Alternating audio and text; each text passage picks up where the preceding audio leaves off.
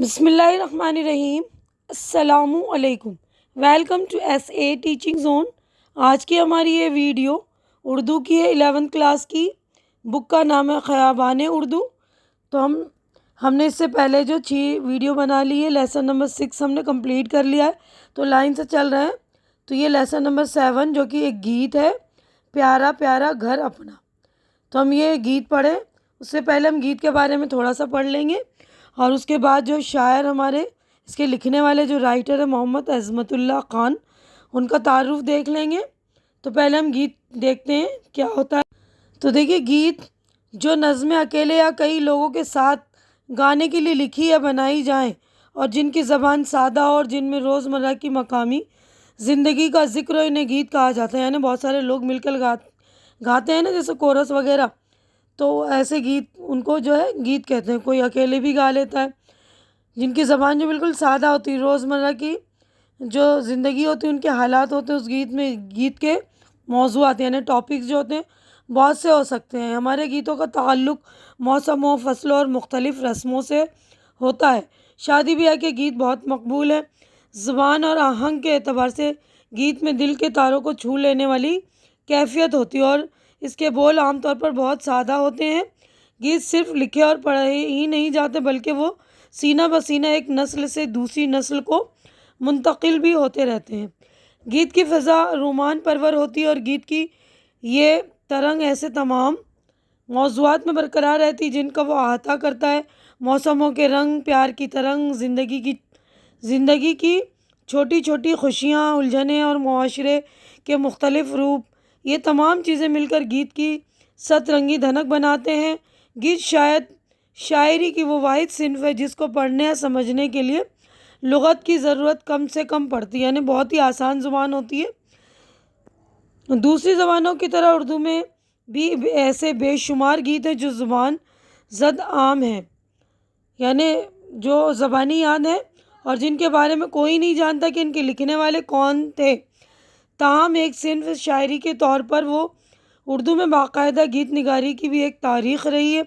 اردو کے گیت نگاروں میں عظمت اللہ خان، نفیس جالندھری، آغا عشر، بہزاد لکھنوی، آرزو لکھنوی، اختر شیرانی، شاد عارفی، احسان دانش، میرا جی مخدوم، سلام مچھلی شہری، راجہ مہندی علی خان، مختار صدیقی، قتیل شفاعی، عبدالحمید ادم، جمیل الدین عالی، عمیق حنفی، ندا فاضلی اور زبیر رضوی وغیرہ کے نام قابل ذکر ہیں۔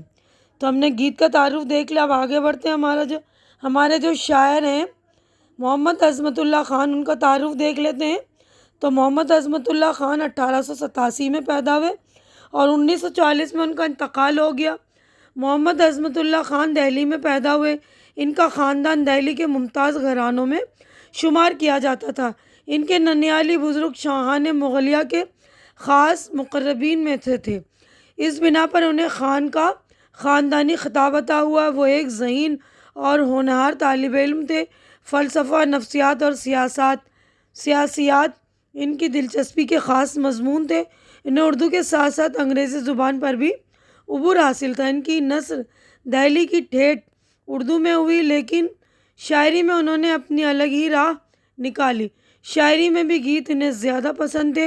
ان کی شاعری کی ایک خصوصیت اس کا سریلا پن ہے۔ انہوں نے اپنے گیتوں اور نظموں کے مجموعے کا نام بھی سریلے بول ہی رکھا۔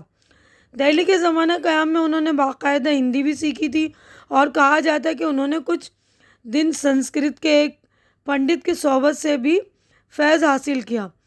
اردو میں ہندی لفظوں اور بحروں کا استعمال عظمت اللہ خان کے اثر سے مقبول ہوا۔ مولوی عبدالحق نے جنوری سن 1926 کے رسالہ اردو میں محمد عظمت اللہ خان کی شاعری پر تبصرہ کرتے ہوئے لکھا تھا: محمد عظمت اللہ خان نے اردو میں ایک نئی راہ نکالی ہے۔ ایک تو انہوں نے ہندی بحریں اختیار کی ہیں، دوسرے ہندی الفاظ کا بڑی خوبی سے استعمال کیا ہے، تیسرے ہمارے معاشرے کی خوب تصویر کھینچی ہے۔ یعنی انہوں نے جو اردو کے ساتھ ہندی کا استعمال بھی بخوبی کیا ہے۔ تو یہیں پہ ہمارا جو ہے محمد عظمت اللہ خان کا تعارف مکمل ہو گیا، انٹروڈکشن۔ آگے بڑھتے ہیں ہم نظم کی طرف۔ تو نظم کا نام جو ہے یہ جو گیت ہے، گیت کا نام ہے میرا پیارا پیارا گھر۔ تو ہم لائن سے چل رہے ہیں، تو 7ویں نمبر پہ یہ آ رہا ہے خیابان اردو پر۔ تو میں ایک ایک بند پڑھ کر اس کو تشریح کر دوں گی۔ بہت ہی آسان زبان میں ہم نے پڑھا نا کہ گیت جو ہوتا ہے بہت ہی آسان زبان میں لکھی جاتی ہے۔ تو یہ دیکھیے، وہ چین کہاں اپنے گھر کا، وہ بات کہاں اپنے گھر کی، پیارا پیارا گھر اپنا، وہ راج کہاں اپنے گھر کا، وہ رات کہاں اپنے گھر کی، آنکھوں کا تارا اپنا، آنکھوں کا تارا گھر اپنا۔ تو یہ اشعار جو ہے محمد عظمت اللہ خان کے گیت پیارا پیارا گھر اپنا سے لیے گئے ہیں۔ عظمت اللہ خان کہتے ہیں کہ اپنا گھر پیارا ہے، اس میں جو چین ملتا ہے، جو ٹھاٹ باٹ ہے، یہاں جو دن رات گزرتے ہیں، ایسی بات اور کہاں، ہمارا گھر ہماری آنکھوں کا جو ہے تارا ہے۔ اب اگلا پڑھتے ہیں، سکھ چین اگر دنیا میں ہے اپنے گھر ہی میں ملتا ہے، سکھ کا سہارا گھر اپنا، دکھ در کی گر کوئی دوا ہے، اپنے گھر کی سیوا ہے، دکھ کا مداوا گھر اپنا۔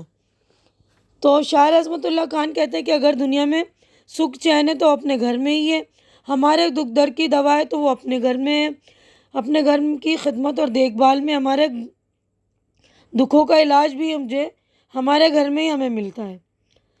وہ گھر والی سندر چترا، گھر کی سیوا کرنے والی، دل کا دلاسا گھر اپنا، آرام ہمیں دینے والی، آپ مصیبت بھرنے والی، جان سے پیارا گھر اپنا۔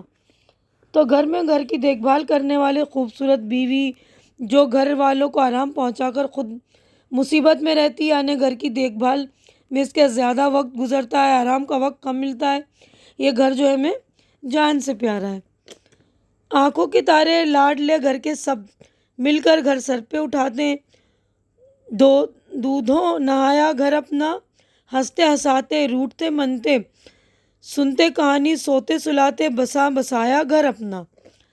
تو شاعر جو کہہ رہے ہیں کہ گھر میں بچے جو آنکھوں کے تارے ہوتے ہیں نا، جو لاڈلے ہوتے ہیں، جو لاڈ پیار سے پلے بڑے ہوتے ہیں، وہ شرارت کرنے پہ آتے ہیں تو پورا گھر جو ہے سر پر اٹھا لیتے ہیں، کبھی ایک دوسرے سے روٹتے ہیں، کبھی مانتے ہیں مناتے ہیں، ہنستے ہنساتے ہیں، کہانی سنتے سناتے سو جاتے ہیں۔ انہیں دیکھ کر اپنی خوش قسمتی پر ناز ہوتا ہے کہ اب ہمارا گھر کس قدر بسا بسا ہے، اسے کسی کی نظر نہ لگے۔ اب اگلے بند جو ہے، ہم پر جان چھڑکنے والا، وہ پروان چڑھانے والا، پالنے والا گھر اپنا، وہ بلوان بنانے والا، وہ انسان بنانے والا، ڈھالنے والا گھر اپنا۔ تو اس کے رہنے والے ہم پر جو ہے جان چھڑکتے ہیں، اس میں پل کر ہم طاقتور بنے، اسی گھر نے ہمیں زندگی بسر کرنے کا سلیقہ سکھایا، ہمیں انسان بنایا، ہمیں انسان میں ڈالا ہے۔ اب آگے بڑھتے ہیں، دیکھیے، جڑ بنیاد وطن کی گھر ہے، وطن گھروں کا اپنے گھر ہے، اپنے گھروں کا گھر اپنا، اپنے گھر پہ نثار وطن ہے اور وطن کے صدقے گھر ہے، وطن کا شہدا گھر اپنا۔ تو ان اشعار میں جو کہہ رہے ہیں کہ بہت سے لوگ اور ان کے گھر مل کر جو ہے وطن بناتے ہیں، یعنی بہت سارا گھر ملے گا تو ایک وطن بنتا ہے نا، اور گھر ہی وطن کی بنیاد ہوتا ہے، گھر ہو یا وطن، ہم لوگ دونوں کے شہدا یعنی چاہنے والے، اس کے لیے کچھ بھی کرنے کے لیے تیار ہیں ہم۔ اب آگے بڑھتے ہیں، دیکھیے یہ والا پیج ہمارا ہو گیا مکمل۔ نیکسٹ پیج پر ہم نیکسٹ صفحے پر چلیں گے۔ دیکھیے اگلے صفحے پر ایک بند ہے، وطن کی چاہت اپنے گھر سے، وطن کی طاقت اپنے گھر سے، وطن کا پیارا گھر اپنا، وطن کی دولت اپنے گھر سے، وطن کی عزت اپنے گھر سے، راج دلارا گھر اپنا۔ تو ان اشعار میں شاعر عظمت اللہ خان جو کہہ رہے ہیں وہ بہت ایک پتے کی بات بتا رہے ہیں کہ جو لوگ اپنے گھر کو چاہتے ہیں وہی اپنے وطن سے بھی محبت کرتے ہیں، اور وطن میں رہنے والے لوگ وطن کی جو طاقت ہوتے ہیں، وطن کی دولت اپنے گھر سے ہے، وطن کی عزت بھی جو اپنے گھر سے ہے، یعنی وطن کے گھروں میں رہنے والے ہی وطن کی اصل طاقت اور عزت ہیں، اور ہمیں اپنا گھر بہت عزیز ہے، یعنی بہت ہی پیارا ہے۔ تو یہاں پر ہماری نظم یعنی یہ گیت جو مکمل ہو گئی۔ شاعر کا نام محمد عظمت اللہ خان۔ تو یہاں پہ سوالات ہیں، ہم سوالوں کے جوابات دیں کہ اس سے پہلے اس نظم کا جو ہے مرکزی خیال دیکھ لیں گے۔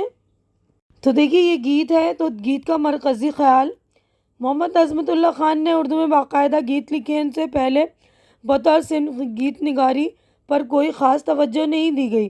ہندی میں گیت بڑی تعداد میں لکھے گئے۔ ان گیتوں میں سے متاثر ہو کر عظمت اللہ خان نے اردو میں گیت لکھے۔ ان میں ہندی الفاظ کا خوبصورت استعمال کیا گیا۔ پیارا پیارا گھر اپنا عظمت اللہ خان کا ایسا ہی گیت ہے جس میں فارسی عربی الفاظ کے بجائے ہندی الفاظ جو بکثرت ہیں۔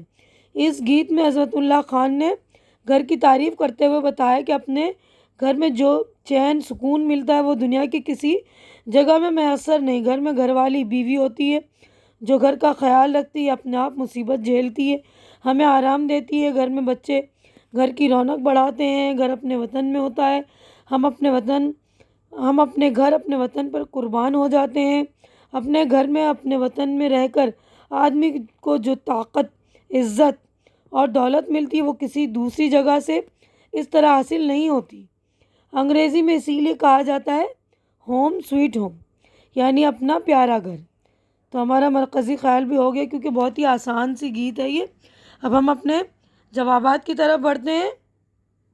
تو دیکھیے سوالوں میں پہلا سوال ہے، اپنے ہی گھر کی سیوا کو دکھ درد کی دوا کیوں کہا گیا؟ گھر سے مراد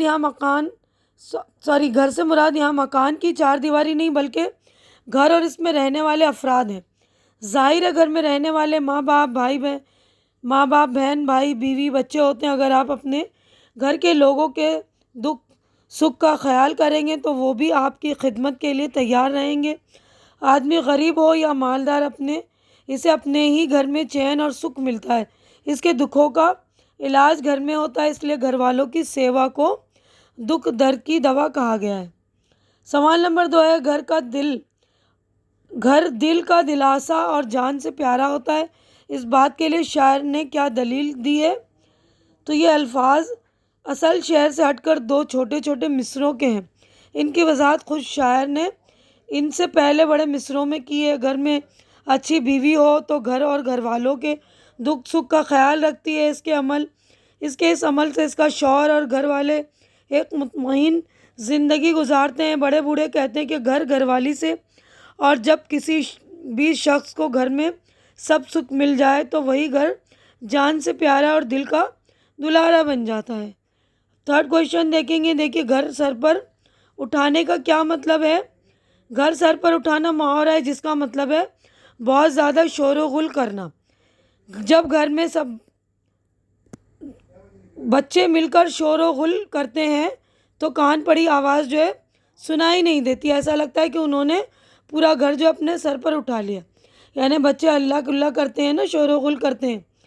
اب سوال نمبر 4 ہے، وطن کی چاہت اور عزت اپنے گھر سے کیوں ہے؟ ہر شخص کو اپنے گھر سے محبت ہوتی ہے، اور گھر جس ملک، شہر یا ملک میں ہوتا ہے تو اس سے بھی محبت ہونا فطری ہے۔ جو شخص کسی ایک ملک میں ٹک کر نہیں رہتا اسے نہ تو گھر سے محبت ہوتی ہے نہ وطن سے، اور لوگ اسے آوارہ گرد سمجھتے ہیں۔ ٹک کر رہنے سے محبت میں اضافہ بھی ہوتا ہے اور لوگ عزت کی نظر سے بھی دیکھتے ہیں۔ تو چاروں جوابات ہمارے ہو گئے مکمل۔